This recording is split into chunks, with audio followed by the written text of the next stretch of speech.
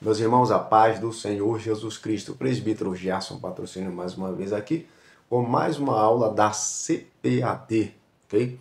Vamos para a nossa lição de número 12, para 23 de março de 2025. O tema da nossa lição é: a igreja tem uma natureza organizacional. Então, o que nós vamos estudar a partir desse momento? Nós vamos estudar a natureza organizacional da igreja. Então, nós vamos estudar essa natureza, nós vamos conhecer essa natureza. Então, eu acredito que esse tema aqui ele seja de suma importância para os nossos dias, para a sua vida, para a nossa vida.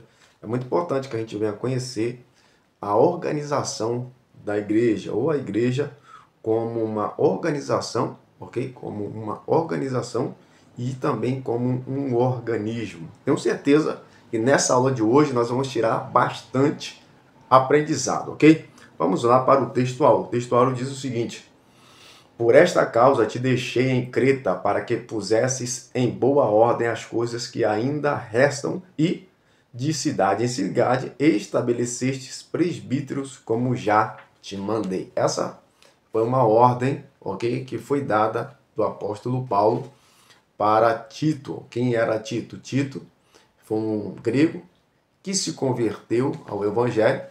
Era uma pessoa que colou ali com Paulo. Paulo chamou para si, né? Esteve ajudou o apóstolo Paulo durante as suas missões, as suas viagens missionárias. E o apóstolo Paulo certamente amava muito Tito e tinha ele também como filho. Você vê que na carta do apóstolo Paulo a Timóteo, Paulo ele chama Timóteo de verdadeiro filho, de filho, né? Meu filho na fé. Também o apóstolo Paulo considerava Tito como seu filho. Então, o apóstolo Paulo ele confiava nessas pessoas, no caso, no Timóteo e também em Tito, e colocou eles para pastorearem. Claro que o apóstolo Paulo ele constituiu, ele estabeleceu vários pastores, ok?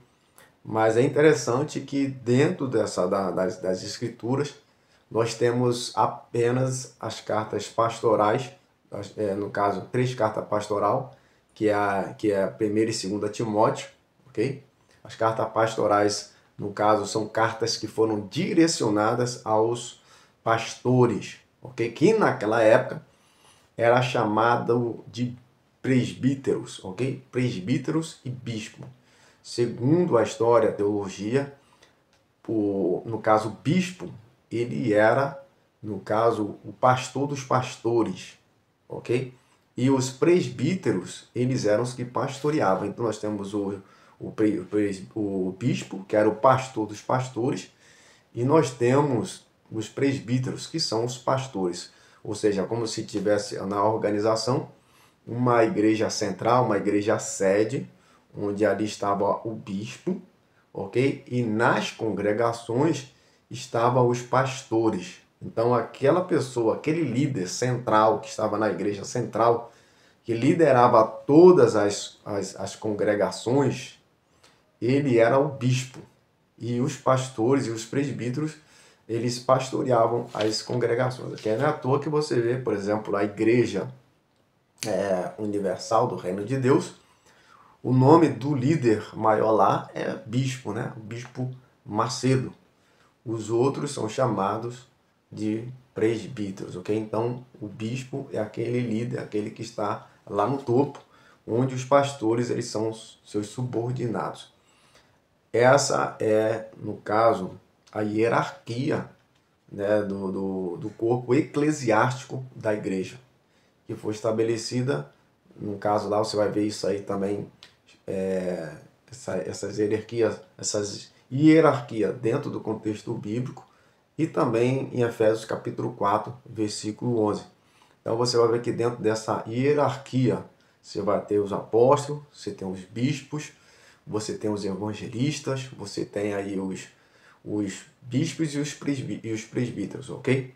Então essa é a hierarquia. Só que no caso da organização humana, nossa e espiritual, dentro da igreja, os apóstolos, não existe mais apóstolos, ok? Os apóstolos foram os apóstolos de Jesus, no caso, os seus discípulos e o apóstolo Paulo. Depois dos discípulos de Jesus se tornam, depois os apóstolos de Jesus, ou melhor, os discípulos de Jesus se tornaram apóstolos. Depois dele só se foi uma pessoa que veio se tornar apóstolo, que foi o apóstolo Paulo, ok? Que foi o apóstolo Paulo. Se outras pessoas, né, outras, está se vendo aí muitos apóstolos, pessoas se dizendo apóstolos, respeito a visão de cada um, mas biblicamente é dessa forma que a gente vê, ok? Inclusive até mesmo o apóstolo Paulo, sendo ele, né,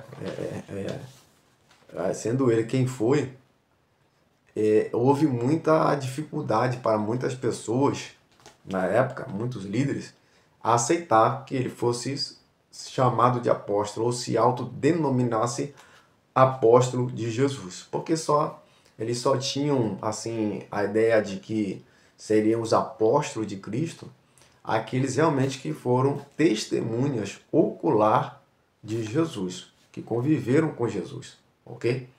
Só eles. Então, os apóstolos foram aqueles que viveram com Jesus. Só que depois disso, você vê que ali teve, no caso de o apóstolo Pedro, lá em Atos dos Apóstolos, logo ali no início, ele quis colocar alguém, né, no lugar de Judas, e foi escolhido ali Matias para substituir no caso Judas, aí o traidor, ok?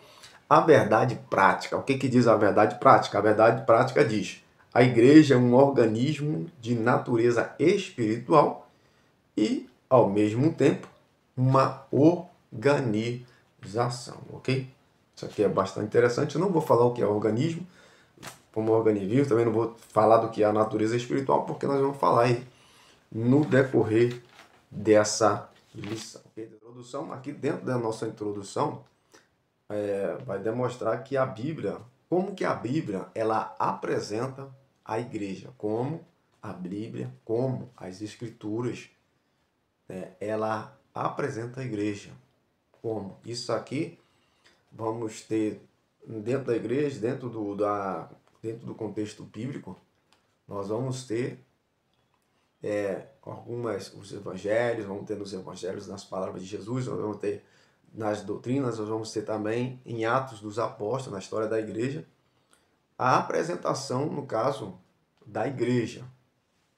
Agora, essa lição aqui, ela foi totalmente baseada, praticamente, nesse livro, nessa epístola que o apóstolo Paulo escreveu a Tito. Então, aqui está demonstrando aqui como que a Bíblia, né, as Escrituras, apresenta a igreja. Será que você já parou para pensar nisso? Como que as Escrituras, elas apresentam a igreja? Eu achei isso bastante interessante. Como que as Escrituras apresentam a igreja? A igreja, ela não deve ser da forma que eu quero, da forma que eu penso. Não, a igreja não tem que ser do meu jeito, não tem que funcionar da forma como eu quero. A igreja, ela tem que funcionar da forma como Deus idealizou. Então Deus, ele tem normas, tem doutrinas, tem ensinos que trata de diversos temas importantes para a nossa vida espiritual e o funcionamento do corpo de Cristo, nosso casamento, para a nossa família. A Bíblia tem doutrina para todas as áreas da nossa vida. E a Bíblia, ela tem a doutrina também, que é a doutrina que trata, no caso da organização da igreja. É óbvio, como eu falei, aqui não vai trazer a toda, porque quando a gente fala de doutrina, aí eu falei isso aqui, doutrina, então eu já estou ampliando o sentido, né?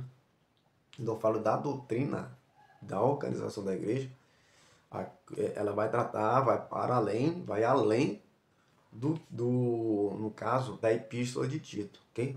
Vai além. Mas existe uma doutrina, né, que trata da criação da igreja, da importância da igreja. E isso é muito vasto. Se a gente for olhar, se a gente for mensurar a doutrina da organização da igreja, nossa, é uma coisa muito grande. Você tem, por exemplo, tem um capítulo muito importante que dessa, trata dessa organização da igreja, né? Aí você vai tratar do serviço cristão, porque quando você trata de uma organização, você está também tratando do caso da sua doutrina, dos seus ensinos, da instituição, das suas obrigações e dos seus deveres, ok? Então isso aqui é muito importante. Quando você vai tratar da doutrina da igreja, dos ensinos, dos deveres, quando a gente está falando da organização da igreja, a gente está falando também dos deveres da igreja. Então é por isso que dentro das escrituras você vai encontrar muitas passagens, algumas passagens que vai tratar da doutrina da igreja, da organização da igreja, e muitas pessoas não vão reconhecer como sendo tal. Por exemplo, você vai no capítulo 25 de Mateus, no versículo 40, você vai ver que Jesus ele traz ali uma obrigação, traz ali uma doutrina, né, os ensinos, as instruções que os crentes e os cristãos deveriam seguir em relação à sua ação social dentro da sociedade, tá? Que infelizmente não é seguido, pelo menos pela maioria da igreja, é negligenciado. Okay? Eu não vou ler lá essa passagem, espero que você busque, encontre, capítulo 25 de Mateus, e você vai ver lá que como é bastante complexa essa questão e ampla e trabalhosa, né? Se a gente for colocar em prática mesmo, gente, a organização da igreja, o que Deus espera da igreja, que é isso. Quando você pensa na organização da igreja, você tem que pensar nisso. Como não só como Deus organiza da igreja, mas o que Deus espera da igreja. E quando você vai para essa questão, aí fica bastante complexo. Porque aí você vai pensar, cara, tipo, será que a igreja realmente está cumprindo o seu dever na face da terra? Eu acredito que a igreja, dentro de uma questão da sua organização, ela está bem pálida. Ela está pálida, ela está fria, ela está mais parada do que atuante, ok? Então aqui vai apresentar o seguinte, como que a Bíblia apresenta, né? Como um corpo de Cristo. A Bíblia apresenta a igreja como o corpo de Cristo, ou seja, onde as pessoas elas se reúnem em torno de adorar ao Senhor Jesus. Aí nós temos ordenanças, nós temos uma organização das congregações, da assembleia, tudo isso aí no governo. Então você vai ter assembleias, você vai ter reunião, você vai ter a igreja como o corpo de Cristo, uma igreja que se reúne, uma igreja que tem doutrina, uma igreja que congrega, uma igreja que tem assembleias. Esta é a forma como a Bíblia ela apresenta a igreja, ok? Então, essa lição que nós estamos estudando é exatamente para isso, para mostrar a natureza organizacional da igreja. Aí eu pergunto, de que vai valer a gente estudar a organização da igreja se a gente não colocar em prática? Não é só para conhecer, é só para estudar, é só para ter conhecimento. A gente tem que aplicar isso às nossas vidas. Nós temos que aplicar isso à nossa igreja. A igreja, ela tem que de fato refletir a doutrina e os ensinos que Deus ele próprio estabeleceu, ok? Capítulo 1, Tito e as igrejas na ilha de Creta, ok? Capítulo 1, no caso, Tito e as igrejas na ilha de Creta.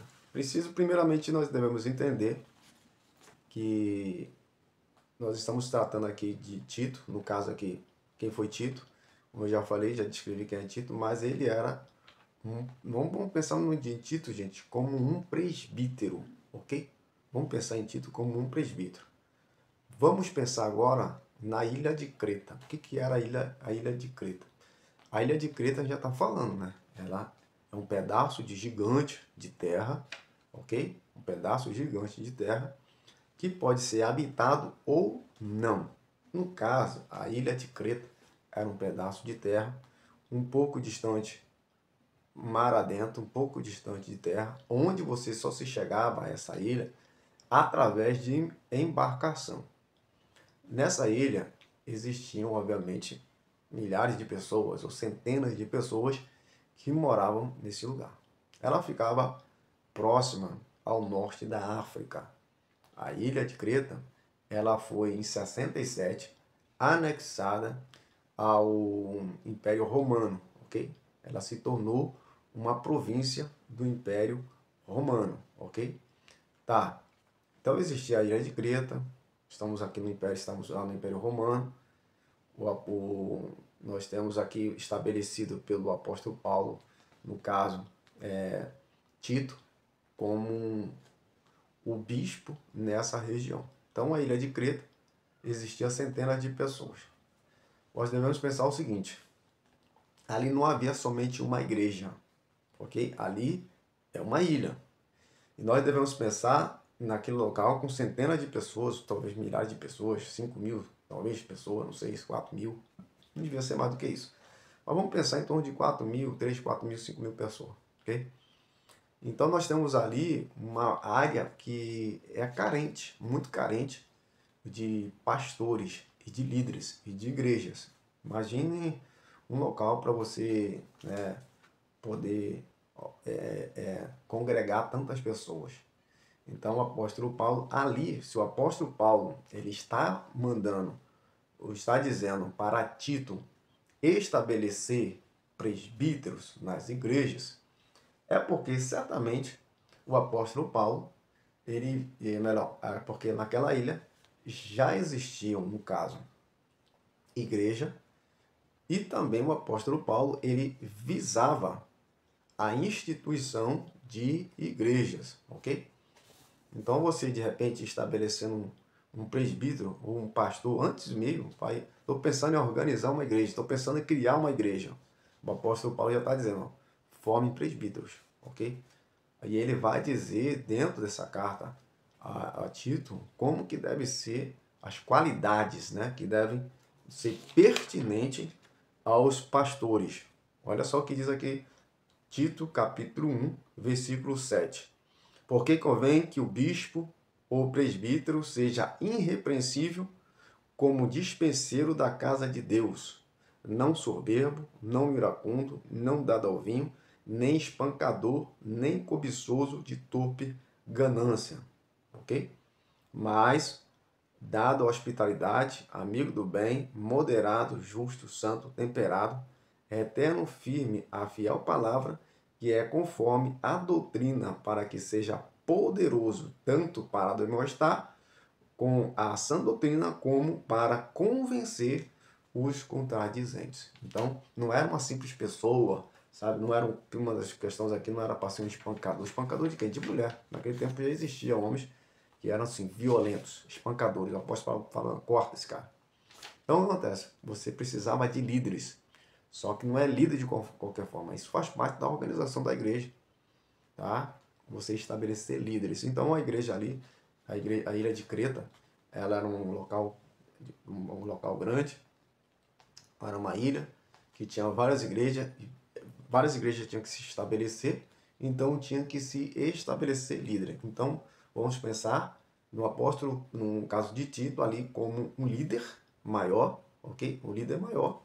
E várias igrejas naquele local ali, onde ele estabeleceria líderes, ok? E ele fosse tão responsável pela a igreja que ele estava liderando, como também responsável geral pelas igrejas que estavam sendo estabelecidas naquela ilha. Então, só para você entender aqui, a importância, tá? A importância de Tito, no caso, como pastor dos pastores, né? Como um bispo, no caso, para aquela região, que na verdade, o que nós vemos aqui é que foi o próprio apóstolo Paulo que levou Tito para aquela região, que estabeleceu ele, que confiou a ele esse ministério, né? Que confiou a ele, sabe, como se diz, uma responsabilidade geral sobre aquela região. Imagina agora, o apóstolo, ou melhor, Tito, ele estava sendo o responsável pelaquela região, pelaquela ilha, que iria estabelecer vários pastores, vários presbíteros. Porém, ele era o responsável maior. Tanto ele podia colocar presbítero, como ele poderia tirar. Tanto ele poderia, obviamente, ele tinha como base para a escolha dele como presbítero, não era como acontece muitas vezes no dia de hoje, escolher porque era amigo, escolher por causa do dízimo, escolher porque o cara é o puxa-saco, não. Existe uma base até hoje para a escolha de presbíteros e de pastores para a igreja.